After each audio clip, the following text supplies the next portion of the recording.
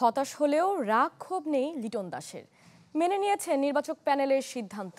One day squad থেকে বাদ পড়ার কারণটাও জানা তার। সিলেটে সেঞ্চুরির পর মুখোমুখি গণমাধ্যমের জানিয়েছেন নির্বাচকরা ফিট মনে করলে প্রস্তুত আছেন চ্যাম্পিয়ন্স ট্রফির জন্য। আজ মনে হয় বাংলাদেশের সবাই আজ করেছিল যে আমি বাদ পড়তে পারি বিকজ অফ নিউজ।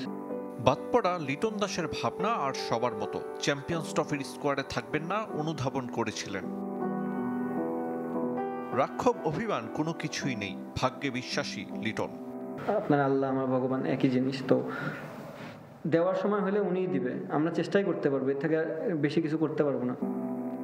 ব্যাট পেচে থাকা লিটন বিপিএল দিয়ে রানে ফিরেছেন, সিলেটে হয়েছেন বিধ্বংসী। তার সেঞ্চুরিতে প্রশ্ন জেগেছে অভিজ্ঞ ব্যাটারকে রাখা যেত কিনা চ্যাম্পিয়ন্স ট্রফির স্কোয়াডে। লিটন স্পষ্টবাদী, মেনে নিয়েছেন নির্বাচকদের সিদ্ধান্ত। চ্যাম্পিয়ন্স ট্রফির বিষয়টা যদি বলেন, এটা আমার হাতে নেই, এটা সিলেক্টরদের সম্পূর্ণ কল।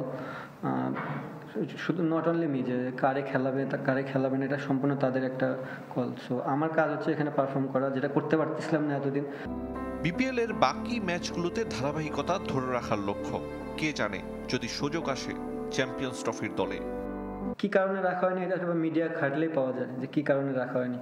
সো আপনি যদি দেখেন যে কি কারণে আমি বাদ পড়েছি, আমার পারফরমেন্স ছিল না, ওনারা মনে করেছে এই মুহূর্তে আমি টিমে ফিট হচ্ছি না, সো টিমে নেই।